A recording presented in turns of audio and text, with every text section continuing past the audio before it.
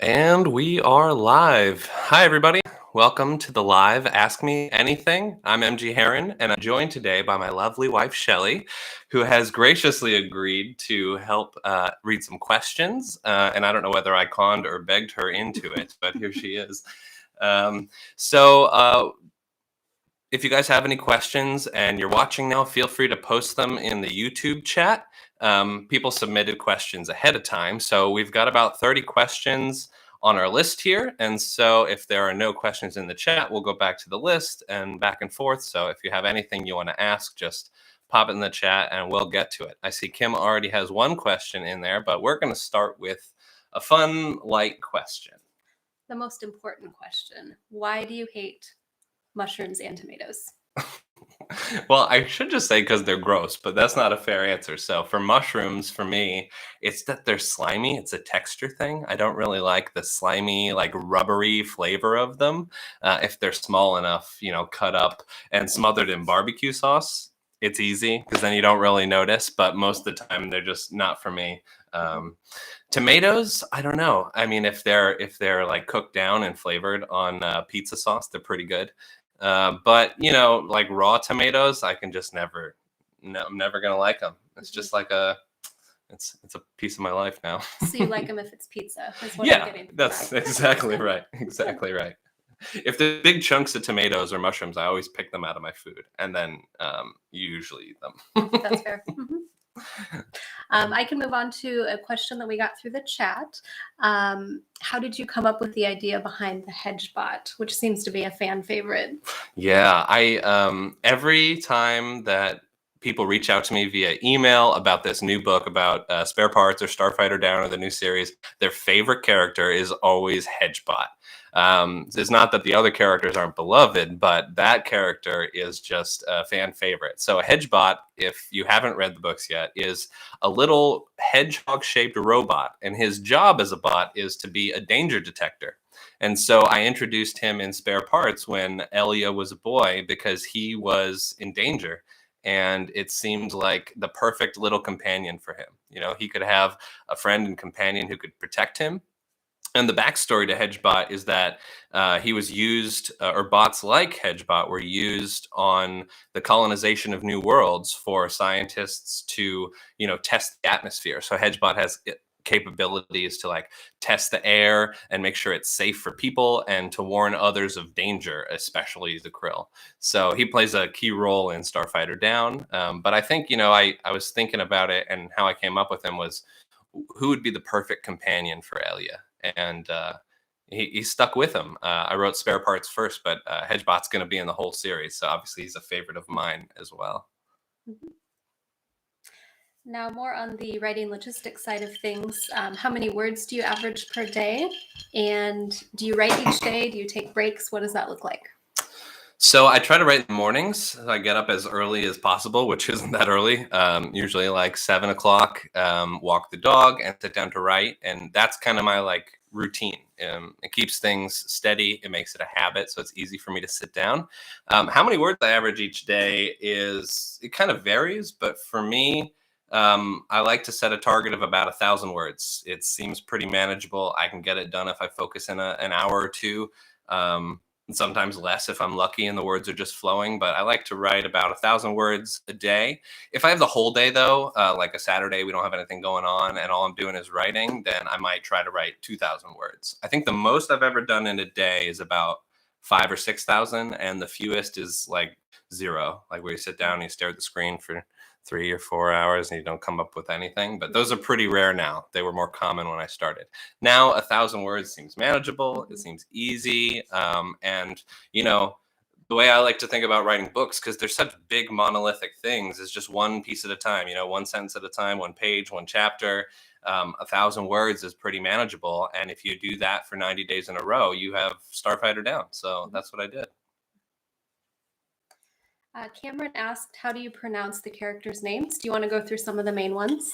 Well, we already talked about Hedgebot and Elia. So one of the main characters in Starfighter Down, there's 3 main characters: Elia Nevers, Casey Osprey, and Kira Miyaru. Those are the 3 main characters. And then there's 2 alien races: the Krill, who are like the bad guys, and the Telos or Talos, who are the ancient aliens that have disappeared from the galaxy. So that's how you say all of those main names.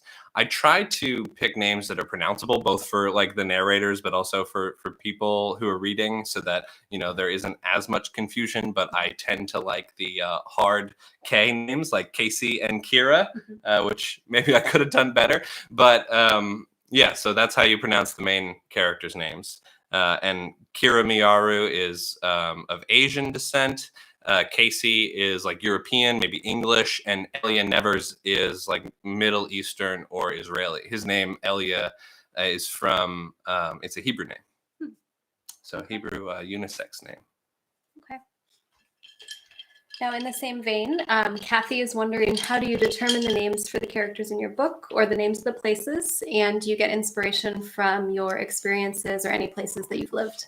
It was much easier with like the gun files, where I was writing about Austin, because then I could just put Austin stuff in there, and kind of like that quirky, fun, weird tone that Austin has. It was really easy to like make up restaurant names and place names around that.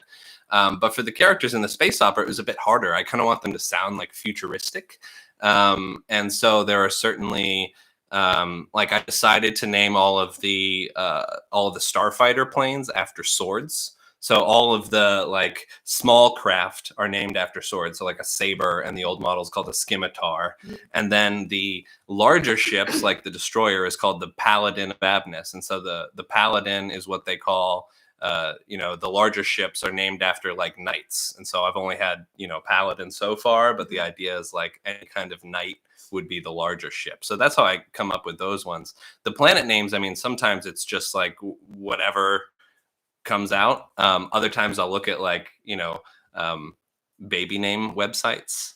There's an infinite number of these baby name websites out there, and I just have to go searching. So like if I want like for Elia's name, I spent hours looking for the right name for him. So it took me a little while, but I do a little bit of research. Might have an idea of like where this person's from, or what the planet should be named after. There's also a lot of like Greek references in Starfighter Down. So for example, the home planet is Ariadne, which is a Greek goddess. So there's a lot of like mythological references for me. So yeah, it just depends on the character, but I'm really excited because with these naming rights, I think we're going to get some interesting names to put into the future books. So that should be really fun. Mm-hmm. Donald is wondering, have you ever suffered from imposter syndrome, and what strategies did or do you use to overcome it?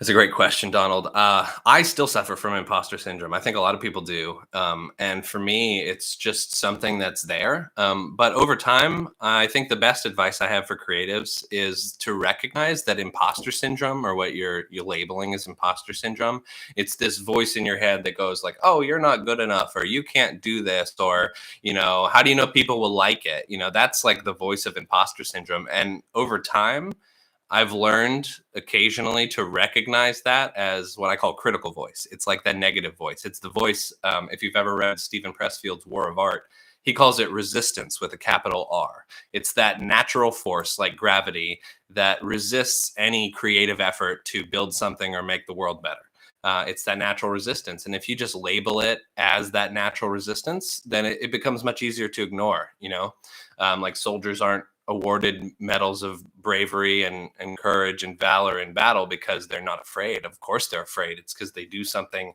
in spite of their fear. So I think imposter syndrome is the same. You just have to recognize it and put it in a little box and lock it and throw the key into the ocean.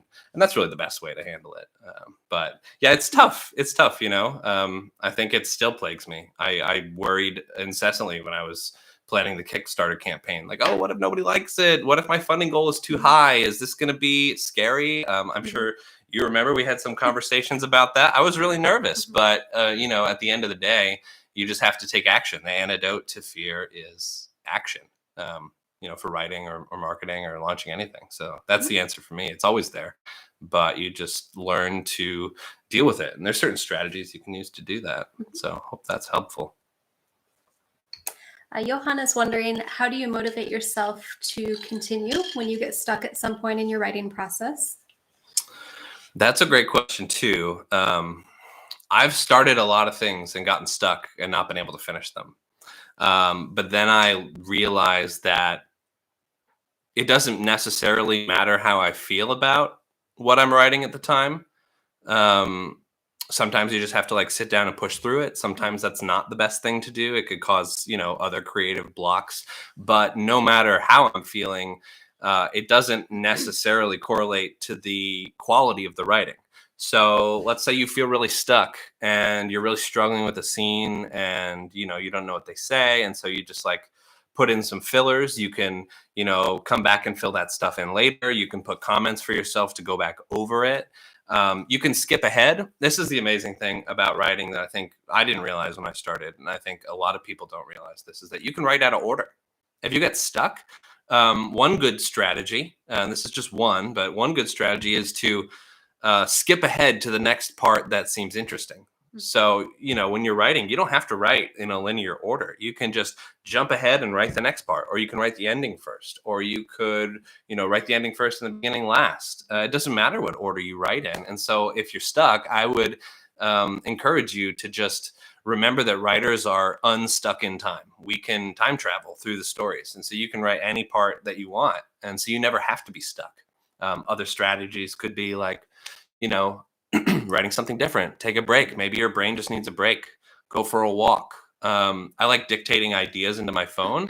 I have Google Recorder on my phone. And so like if I'm going for walks, I just hit record and talk into the phone and say, okay, so I'm stuck and Kira's trying to do this and these are the obstacles and like what are some ideas? So I might do like a brainstorm just talking to myself. So I look like a crazy person walking around the neighborhood, but our neighbors are probably used to it by now. And then I can, sometimes work through these problems and get to a better solution. So, stuck is just temporary, but for me, it's really figuring out why you're stuck and trying something different, just don't keep bashing your head against the wall. It's going to hurt. Mike is asking, what tools do you use for story planning and or writing? Okay, great question. I actually wrote a book on this tool. It's called Scrivener. So Scrivener is just a writing software. It's much like, Microsoft Word. The difference is Scrivener has a binder, and so you can organize text files in like a folder structure. So I could say like chapter 1 and chapter 2 and put them in a folder, and then I can make another folder for brainstorms and another folder for character sketches and another one for settings. And so this tool Scrivener is like essential for me during the drafting and planning phases. So I use that, and it has some cool features like, you can write a synopsis to the chapter, you can add other metadata to it. So like in Scrivener, what I do is I have each character as a label. And so I know by looking at the color coding in Scrivener, which is an Elia chapter, which is a Kira chapter, which is a Casey chapter. And it just helps keep me organized. And then if you have to rearrange things, it makes it really easy. And you can export your manuscript to Word or to an ebook format. So Scrivener is great. I definitely recommend it. I did write a book on it called Scrivener Superpowers that helps people learn how to use it.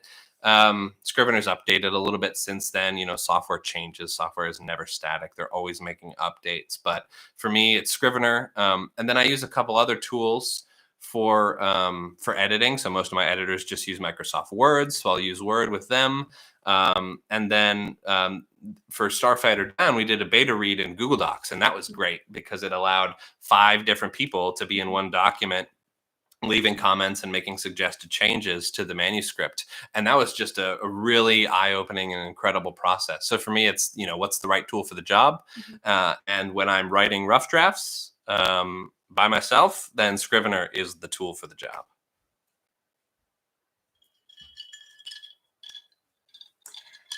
Kate asked, I much enjoy reading the strong female characters in your book. Is this something that you purposely try to do, or do they come naturally to you? Is there an inspiration or a person behind them? Yeah. So, I try to have a diversity of characters. I don't want to have, like all people who are like me. And so one of the things I tried to do early on, and it depends on the story, but I wanted to include both men and women in my story. And so I started practicing writing women. It was rough at first. My female characters were pretty wooden and stiff, and I had to develop them over time. But of course, all the wonderful women in my life, my wife, my mother, my sister, all my aunts are great inspirations for me. And, depending on the story, sometimes a female lead is called for. And so, like in the Auriga Project, which is the first novel I published, it's about a husband and wife pair. And Eliana, the wife, is the main character of the story. And her husband Eamon end up splitting the first book about 50-50, but she was the main character because she was the one that got sent through the translocator and lost on this other world.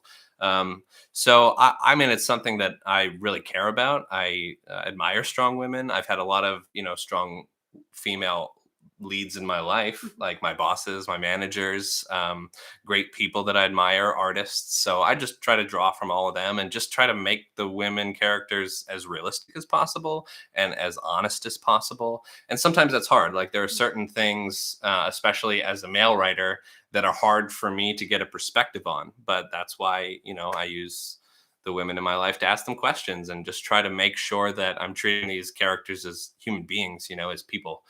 They have flaws too. And, just try to make them real, give them the same treatment as any character. We have another question about character names, which I know you went into a little bit. The question, I've noticed increasing representation of characters with different backgrounds. Should we expect more diversity moving forward? As a creative, what non-literary inspirations do you have? Yeah, those are great questions. So, we talked a little bit about inspirations for character names. And, for me, it just depends on the character and like what I want to do with them. But I mean, I think it's fascinating that you've noticed an increasing representation of characters with different backgrounds because I tried to do that for this series. So for instance, I wanted, male and female main characters. I wanted, because it's a space opera in like a far future, I wanted each of the characters to have a different background, right? Like if they come from a different world, it only makes sense that they're going to come from a different culture, from a different heritage.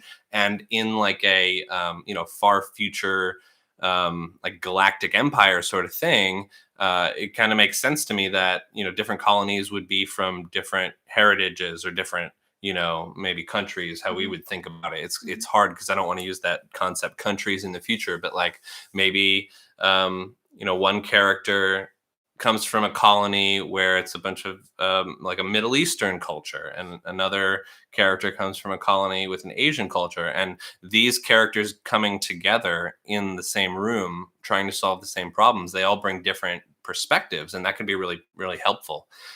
With this series in particular, I really wanted Elia to come from a kind of Judeo-Christian background, and so I gave him an Israeli name. I was raised Jewish, and it's important to me, and so I wanted him to kind of have the same kind of worldview as that, and to have brown skin and an Israeli name, so that he really, as much as I could make it in the far future, give him that kind of perspective. And so, those who have read the book know that there's also a religion in the book called that instead of God, they call their God Animus, and like the religion surrounding this is all about, they kind of worship old Earth because that's where they came from. Those are the legends, and so I kind of built that into it. It's kind of a Judeo-Christian religion in a certain way, but like evolved in the future. So, I like diversity. It's interesting to me. So that's why I try to do it. And I would like to keep doing it. It's something that I'm growing too. Like when I started writing, everything was kind of monotone because you don't know how to give things depth as an early writer. And so it's something that I've worked hard to do. So I'm glad that it's coming across, and, always open to any feedback about it too. So moving over to Kickstarter for a second, if you had the Kickstarter to do over, what is something you do differently? That's interesting. I've thought a lot about this. I think for me, the one thing I would do differently is I would schedule the Kickstarter much earlier, because Starfighter Down just released yesterday, and I've been promoting that, but I didn't give myself much time. It was a bit squishy as far as schedules go. So those who don't know or who aren't super familiar with Kickstarter, it takes about 2 weeks to close a campaign. And I wish I gave myself a little bit more breathing room. I think in the future, if I do it again, I'll make sure that the Kickstarter is at least, it ends about 3 months before the first book release, and that'll give me time to collect backer information, print books, package them, ship them out before I go into the whole effort of publishing. And just purely from a logistical perspective, it's hard to do all that stuff at once. It's hard to both collect backer information and launch a new book at the same time, and that's what I've had to do this week. It's gone well. I think it's gone pretty good, so no complaints. And I think that it worked out amazingly, considering I didn't even start building and planning the Kickstarter until July. So I was pretty happy with how it turned out. But if I had to do it again, I would probably give myself more time. And I think that's really the main thing. Just give myself more time. And, there's probably just some other like small logistical things that I would do a little bit better, but overall I was pretty happy with how it turned out. So it was just the rush nature. Mhm. I haven't had as much time to write or edit as I want to, because I'm spending all my time over the last 2 months, like marketing and doing the Kickstarter page and communicating with people. And it's important to me that the books are delivered like quickly. So that was really where my focus is. And now that the book is out on retailers, the first book, and I have some time, I can go back and finish the edits on book 2 and work on the first novella, which I hope to write this year. So yeah, that's the plan. But overall, I thought it went pretty well. What else we got here? Let's see. Is it known who will be the narrator of the audiobooks? Yes. As a matter of fact, there's 2 audiobooks done now. So the narrator is a gentleman named Keith McCarthy. He's from Massachusetts, I think. He's a great guy. I worked with him on the narration for Spare Parts and on the narration for Starfighter Down, and he's agreed to do the next books as well. So I'm really pumped. He's awesome. And so if you guys are into audiobooks and you want to hear some great narration, Keith does a fantastic like Eastern European accent that just tickles me. It's wonderful every time I hear it. So that's in Spare Parts, and he has a couple characters like that in Starfighter Down. And he just did such a wonderful job getting all the voices right for Elia and Casey and Kira. They all have kind of distinct voices. So yeah, he did a really great job. So yes, narrator is known, and hopefully he sticks through the series. A couple other questions here. What is your favorite part of building a new world? Oh, I love the world building. The world building's so much fun. I think for the space opera, it was hard too, because you're not only inventing like a new story world or, like a new city in the United States that exists, you're inventing a whole new galactic empire. And so my favorite part about it is that you get to make it what you want it to be. So that's really fun. You get to kind of imagine an ideal world or a flawed world, depending on what you want to write. And that's really fun. So I like that part a lot. I really like figuring out how, the sci-fi works or the magic systems work. So, this isn't a fantasy book, but there's still elements with the alien relics where they have certain powers. So I love that part of world building. I also love the little, like making up like little cuss words, like the characters in this series that I'm writing now. Like in Battlestar Galactica, they used to say frack, instead of the F word, they would say fracking, whatever.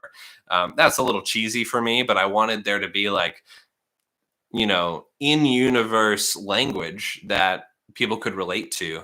And so they use earth as a cuss word, right? The same way we use some terms as cuss words, or they'll say like earth's blood or earth's last light, just as like cuss words. So that's really fun for me.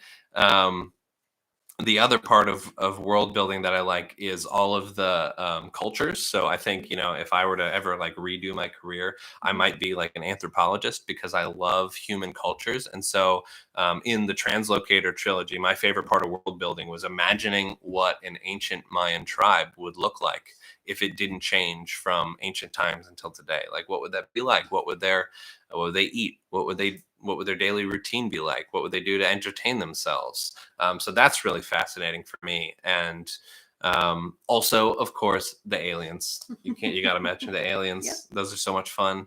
I love the bug-like aliens. I love the ancient, aliens that are like gone from the galaxy, but they left all this technology behind, and we're trying to figure out like where'd they go? Why did they leave? What happened? The whole mystery of that is so much fun.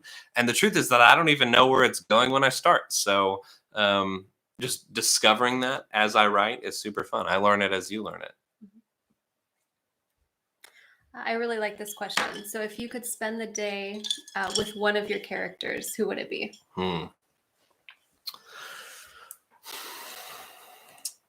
Okay, there's two that come to mind from this series, so I'll just focus on the Relics of Ancient series that I've written so far. The first one is Kira. I think Kira, she's Admiral Kira Miyaru of the Solarian Defense Forces. She's, a rear admiral in the fleet. She's seasoned. She's, probably like late 40s, maybe mid 50s. I don't know her exact age, but she's also like 6'3" with like a platinum blonde mohawk. And she's just like, take no nonsense, kind of straight to the point kind of person. I think she's just super competent, and I'd love to spend some time with her. The other one, and I actually got asked the other day by a reader if this character would be in a future book because they liked him so much. From Spare Parts, there's a machinist named Core, and he works on bots for a living. He was the one, not to spoil the story or anything, but if you've read Spare Parts, he was the one that gave Hedgebot to Elia. And so Core is one of these fascinating characters. He's kind of got a, like a Northeast New York kind of accent, if you could have that in the future. But he's great, really interesting character. He's a big guy. He was really talented with bots. And when he came into the story, he just kind of like walked on the page fully formed. It was incredible. And so I'd love to spend some time with him because he just seems like an interesting character who's got some great stories to tell. Now, when you're writing, are you the type of person who writes from start to finish, or do you jump beginning to end, whatever happens in between? Yeah. So I like to be pretty organized, and so I usually do some kind of outline ahead of time, and then I try to just write from the beginning to the end. It doesn't always work. So, sometimes I'll jump around if I have to. There have certainly been moments where I was writing and something occurred to me and I thought, oh, I've got to have that scene in here because it pays off what I was just thinking about. And so I might jump ahead and write that scene and then come back. But for the most part, I do like to write from beginning to end. And if I'm editing or something too, I want to get like the full reader experience. So I'll start at the beginning and just work my way through. But yeah, as a writer, if I'm writing short stuff too, I may not outline as much. So I'm kind of a discovery writer in that sense. And even if I plot my stories, let's say I outline a whole book, I'm going to change the outline. Like it evolves as the story comes out. And so I kind of have to write from beginning to end, because if I change something in the third act, I'd have to like go back and fix it. So yeah, usually from beginning to end, but honestly, you never know. And again, this is the thing. You don't have to write in order. You can write the ending first if that's what you got. Now, what got you interested in space? I don't know. I think the first thing that got me interested in space was the planet names.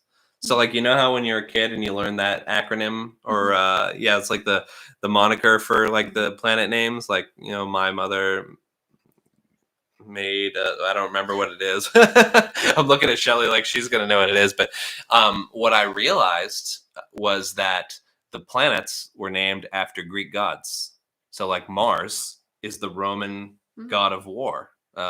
Greeks would call him Ares, but Mars is the name for the Roman god of war. And I was like, well, that's interesting. Why did they name the planets after Greek gods? It's so interesting. Jupiter, Neptune, Uranus, Pluto. Pluto would be Hades. And the reason they chose Pluto for that planet was because it's way out there in the boons and it's cold as hell. So yeah, I mean, that's probably what got me interested in space. And then, you start learning about it from there. And then I feel like, in my teens and early 20s, I probably like got disinterested, and I got re-interested when SpaceX started doing their launches and SpaceX started becoming real again, because, you know, I was too young for a lot of the famous NASA launches. I just wasn't old enough to appreciate it at the time, or they happened well before I was born. And so the thing that got me interested again was SpaceX, because they were doing some amazing stuff. When they were testing that reusable rocket booster, I was like glued to the screen. That was incredible. So I'm definitely very interested in what we're doing in space exploration now, and that makes me want to write sci-fi, like far future sci-fi, but way far in the future, like not near future. So way far out there.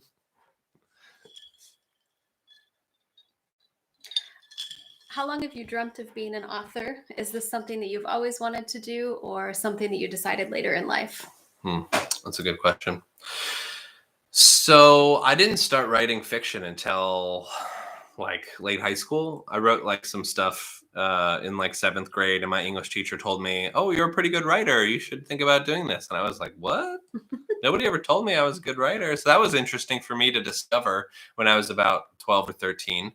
And I thought, oh, well, maybe I can be decent at this. I also always loved English class, but I certainly never thought I would be an author until, probably like in my early 20s. I know a lot of writers who started like as kids. They always wanted to be authors. They always wanted to write books. I always just enjoyed reading books. As a kid, I would read endlessly, usually epic fantasy novels, but also science fiction and urban fantasy. The more speculative fiction it was, the better. Like I love sci-fi and fantasy. I'll read the occasional thriller, but it wasn't so much for me. But I don't think it was until I switched majors in college. So I did like web development and programming and in high school. And then I went to college for computer science. So when I first started at college, I was studying programming languages and computer science and systems. And I quickly realized that the advanced math just wasn't for me. Calculus 2 was just killing me. I think I failed that class in college. And so I was like, you know what? I got to switch it up. And I switched to English literature, and I spent 3 years studying literature. And then from that point, I started trying to write. And I don't think it was until I moved to Austin in 2012 that I thought seriously that it was possible for me to be an author. So that's only about 10 years ago now. So yeah, it's definitely not something I've always wanted, but it's something that I decided I wanted later in life, when I realized how much I loved it. And you know, now writing is just like a part of who I am. It's just, you know, how I live in the world. You know, a lot of people say they use writing to make sense of the world. I think that's true for me. But yeah, I mean, I never even thought while I was reading books as a kid that I could do that. It took me a long time to come to the realization. So I'm glad I did finally, but it took me a while. What was your all-time favorite scene to write? And on the flip side, what scene or character was the hardest for you to write? So I think the character that was the hardest for me in this book was Casey Osprey. Captain Casey Osprey is the flight lead for Flight 18. She is just the opposite of who I am. So I'm more like Elia, who is introverted and quiet and likes to live in his own inner world. And Casey is extroverted and outgoing and doesn't understand why anybody would ever want to spend time alone. She just doesn't get it. And so that was hard for me to relate to. And I didn't really understand her motivations at first.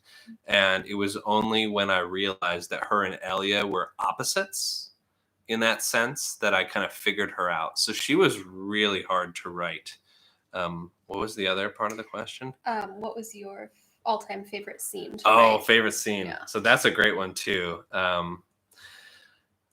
I'll just pick Starfighter Down because there's some scenes in the next book, Hidden Relics, that I really like, but that book's not ready yet. So from Starfighter Down, my favorite scene is the crash landing. That is just the best scene.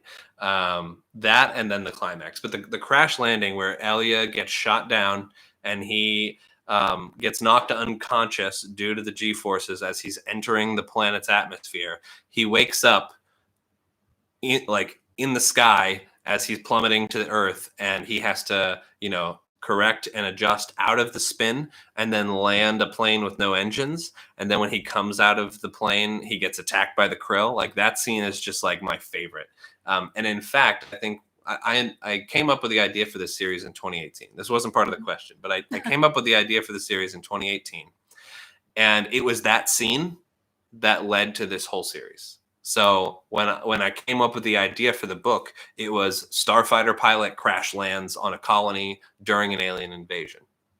So that was the genesis of this whole series, of this whole idea. And I wrote spare parts to, go get a sense of the character. And then when I wrote Starfighter Down, I was writing at the beginning to that scene. And then from that scene into the rest of the book. So that's definitely my favorite scene by far. And I worked really hard with, aviation specialists and pilots to get that right. So I know for a fact that the maneuvers that he uses to get out of the spin are how pilots do that in real life. So I invested a lot into that scene, and it's definitely one of my favorites. It's one of the most exciting parts of the book. It's when he enters the new world and has to survive. It's really like the doorway into the story. So that was it for me. What are some of the things you've learned as you've grown as a writer? I mean, so many things. I've learned a lot about myself, about what I like and don't like, just as a person, what I'm good at, what I'm not good at. Dialogue was really hard for me at the beginning. It was very stiff. What have I learned as a writer? Also maybe just to take it one step at a time. That's the thing about writing. Books are big. They're big projects. It's not something that you can just, snap out in a night. So for me, it's being able to see the big picture, but then step into a chapter and take a deep breath and just write the next sentence. I mean, that's just a really useful skill in life. Certainly used it during the Kickstarter when I was getting overwhelmed. I was like, okay, I know there's a lot to do. Take a deep breath. What can you do now? And just taking things one step at a time is a big lesson in life. So I think writing helped me with that. Where do you get your ideas for aliens, and how realistic do you think they are? Oh man, that's funny. So where do I get the ideas? I mean, mostly I'm inspired by all the books I've read and all the movies I've seen and all the games I've played. So I've said this in some of the marketing copy for Starfighter Down. But if you like Battlestar Galactica, or you like Star Wars, or you like StarCraft 2, which is like a sci-fi strategy game, you'll love these books because the bug-like aliens attacking humans and the third like ancient alien species, that kind of dynamic is very similar to the IP that I love. I love playing those games. I love reading those books. And so I think I get a lot from those. Also, for aliens in particular, other species like birds and insects and fish can be great inspirations for alien characters because they're organic life, but they're so different from us. They can seem alien even when we encounter them on Earth. So a lot of my alien species have come from there. I've also done some interesting things like in short stories with other alien species that aren't necessarily organic, like beings made of light that can live in the vacuum and other fun stuff like that. So how realistic are they? I don't know. There's this really interesting series, I think it's on Netflix or one of the streaming services, called Alien Worlds or something like that, where they kind of postulate what would alien life look like in a world that was like this. That is an incredible series, and it's just really fascinating how much these creatures look like organic life that we know, but are so different. And so, I just try to do something a little bit unique or different for these aliens that I'm coming up with. But they also kind of harken back to those golden age sci-fi tropes of like, bug-like devouring insects. So, hopefully I can put my own spin on it and it's not, too cliche, but that's kind of where most of the ideas come from. I'd love to do some other stuff in the future where it's kind of a little bit outside the box, and maybe there's room for that in the universe. I haven't decided yet. There's only 3 species right now, but you never know. Have you already started thinking about your next series of books? I'm always thinking about my next series of books. Yeah, I mean, I would love to write some urban fantasy. I think that's on my mind. Love to write a lot more space opera because I just love the genre. It's so fun, and this universe that I've invented can get so big. It's just really expansive. So, I think right now I'm focused on Relics of the Ancients and the prequel novellas, which there's going to be 3 of them that I know about. They're called Starfighter Origins because they're origin stories about the main characters. And I'd like to write more books in this Relics of the Ancients series, so potentially a few more. I have another like urban fantasy series about an artificer that would be really fun to write. So I'd love to do that one day. But I think I have my work cut out for me right now, so I'm not really planning that out just yet, but always thinking about it. I mean, I have ideas for nonfiction book series. I have ideas for more sci-fi series. I have ideas for fantasy series. I have more ideas than I could ever write, unfortunately. I have a couple of questions about planning. Do you have any suggestions or ideas for different exercises or methods that you can use when you're practicing writing?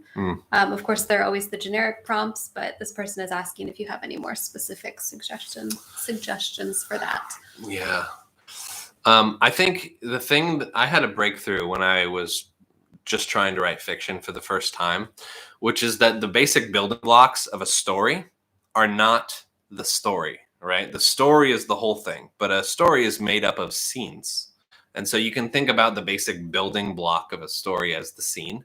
And the scene, just like the story has a beginning, a middle, and end, the scene has a beginning, and middle, and end. So if I were advising a new writer trying to learn how to write a story, I would just tell them to write a scene to start.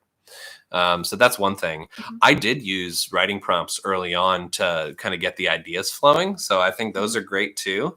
The other thing that I like to do is just to write out on paper, like, bullet list, like number 1, they they find a dead body. Number 2, they start investigating why this person was killed.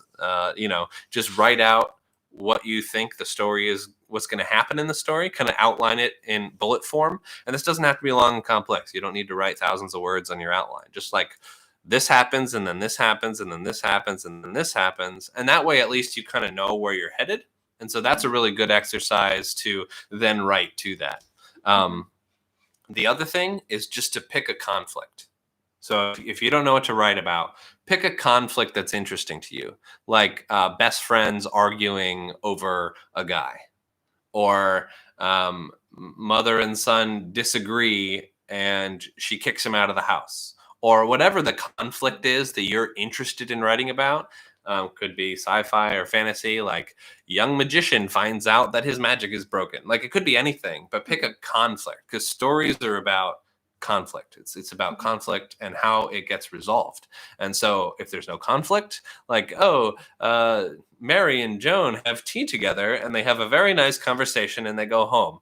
Worst story ever, right? So boring. So stories about conflict. And so you always have to have a problem to focus on. And so, for me, it's just writing that. Also, like free writing, there's a bunch of great exercises you could do. Just like open a journal and just, dump everything that's in your mind onto the page. Doesn't matter. Write as fast as you can. Those are all great exercises to kind of start out. And then as you develop, if you want to write fiction, you start thinking about like, okay, who's this character? And you start developing it from there. But those would be great places to start.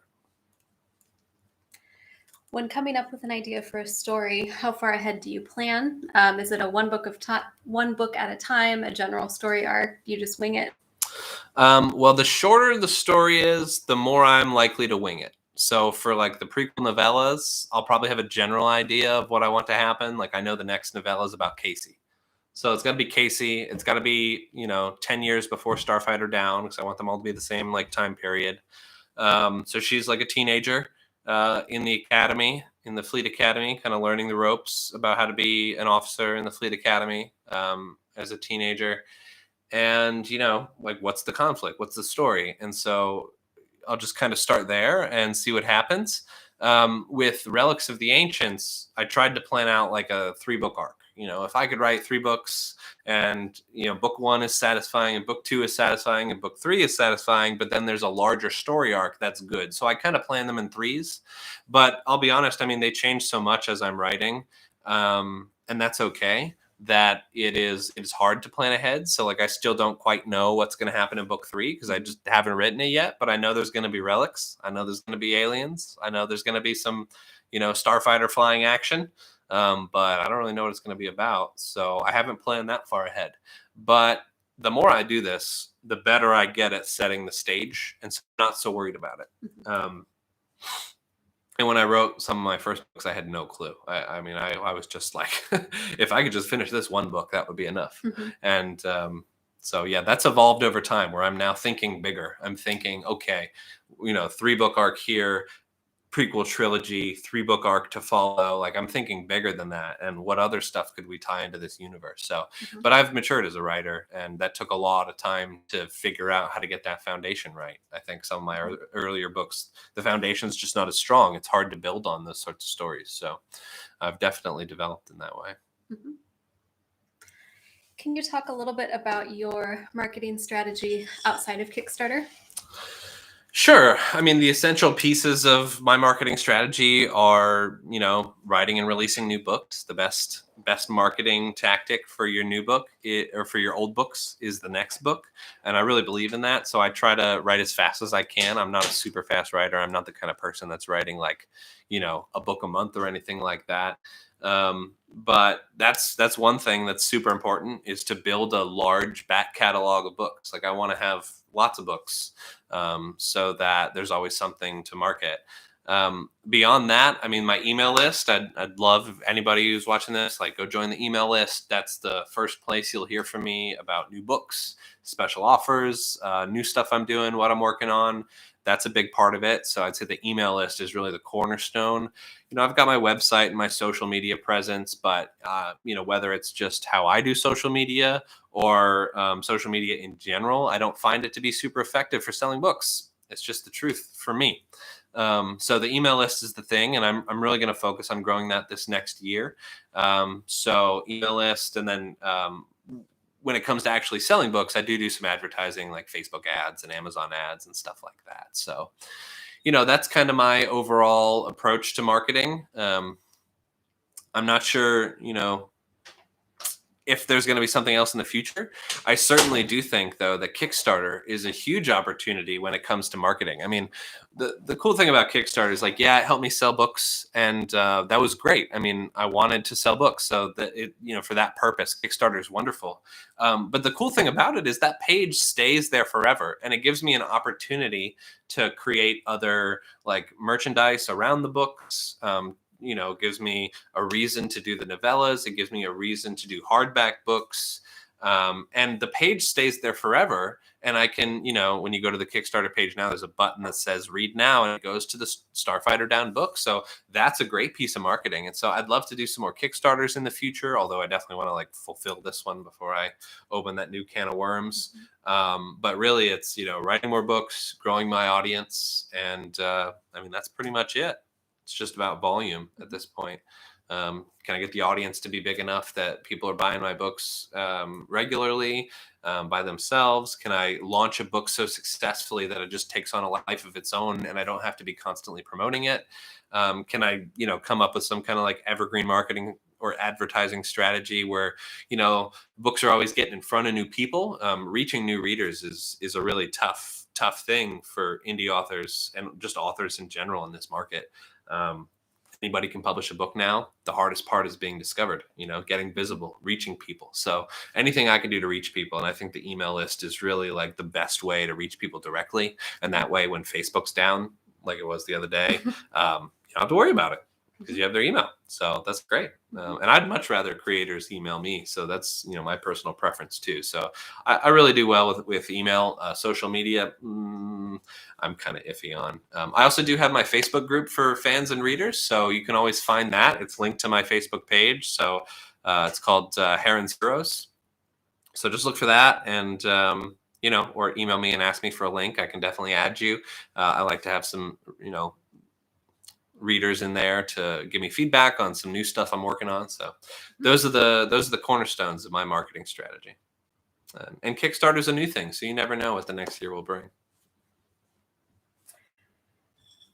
Well, we're curious, how many different alien species are there out there? Oh, out there in the universe? Infinite number. Infinite number. No, I don't know. In Relics of the Ancients, there are two. There's the humans, Solarans, I call them. There are the Krill, and there are the Telos. And those are the three. And they each are very different. Maybe introduce some in the future, but for now, it's just those three. And the dynamic among the three of them is really interesting. So yeah, for those, it's just the three. Now, if you read the gun files, there's, I don't know, like a dozen more, because the gun files are about an alien subculture hiding in plain sight, kind of like, Men in Black, where aliens exist in the world, but the Men in Black kind of keep them quiet. Well, in this world, there's no Men in Black. The aliens are just keeping themselves quiet, and each book introduces a couple more alien species. So there's a bunch in there. So if you like different alien species and trying to figure out like what each one does and like what their abilities or skills are, that could be really fun. So it has some of my hallmarks in that book, and it's a bit funnier than Relics is. It's got a little bit of comedy. So check out the gun files if alien species are your thing. Along the same lines, is there just one solar system or many? Many solar systems. So the Solaran Empire spans multiple solar systems. Their logo is a tri-star logo, so they started with 3 systems, but they are rapidly expanding outward, and that's part of the problem. Part of the conflict in Relics of the Ancients comes from the Solaran Empire's desire to expand because their homeworld is so overpopulated, but it brings other problems. So as they expand, the fleet gets stretched thin. They can't police all those trade routes. They can't police the travel. They get spread apart. And so if a colony, way out in the rim gets attacked, the fleet has to go out there, leaving a bunch of their other colonies exposed. So that's one of the main conflicts as part of this new universe. There's faster than light travel, and it's pretty straightforward. I don't spend a lot of time like the hard science behind faster than light travel, but it exists in this world, and so they can get around quickly, but that doesn't mean that they can be everywhere, and the galaxy is big, so that's really a great source of conflict in the new series. Can you tell us about how you learned to write characters and stories that readers really identify with and care about? Oh man, I don't know if I'm an expert on this. I think I've gotten better at it over time by studying like good writers and studying bad writers and good books and bad books, and writing craft books. That's been a real big thing for me. I learn a lot by reading. Like that's just how I learn. I don't learn as well in a classroom setting. This is why I always had a hard time sitting still in class. I've just have a hard time sitting still in general, but I read really well and I absorb a lot from reading. So that's mostly how I've done it, and also just practice. And so I learned, after a couple of years of trying to write stories, that the best characters have flaws. They're human.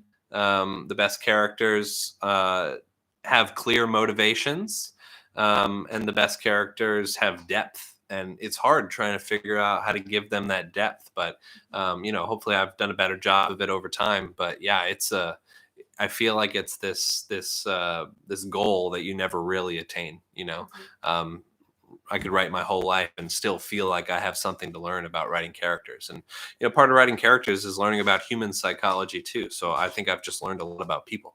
And the more I know about people, the more interesting my characters are. So that's what I'd say there. I like this one. Do you sometimes draw or paint any scenes, characters, maps, anything like that? I've definitely drawn like rough maps. Sometimes, especially for like choreography, trying to figure out like, okay, I have this image, I've got to paint a picture in words, and I just don't know what it looks like. So I might do some rough sketches, but I'm not very good at drawing, so it's not really something I often do. What I do for my characters is I'll cast them. So I might go to Pinterest and look for sci-fi pilots, or I might go to Google and look for actors that look like the characters that I have in my head. And so I'll use those visuals and add them into Scrivener or keep them in a file somewhere to like paint a picture and bring this character to life as I'm developing them. So that's the thing I mostly do. Also, I've had a lot of fun working with Elias Stern, the artist for this series, to come up with the Saber Starfighter, to kind of paint a picture of the world and like what the system looks like. So the cover for Hidden Relics shows a spaceship around Ariadne and all the different ships and like just like a lot of traffic and like the world below. So working with the artists really helps me bring them to life too. Yeah, I think that's what I do. Drawing just isn't my forte, so I kind of steer clear of that.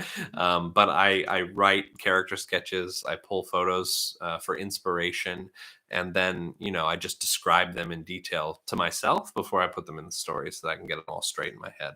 I keep everything like in a file so that I have descriptions of all the characters, so I don't get them confused or forget whose eye color or who has which eye color when I go back to a book after a while. I think we have time for a couple more questions. This is a funny one. Which do you prefer, small fighters or huge battleships, and why? Yeah, I think I like the small fighters a lot more. They're really agile. The 1 or 2 man craft is just really fun. A lot of times our aerial vehicles now are being piloted remotely, but there's something about like being in the cockpit of a starfighter that's just so much fun. I also like the big destroyers too, but if I had to pick between the two, yeah, like a starfighter any day. And what do you think your next project will be after this one is complete? I don't know.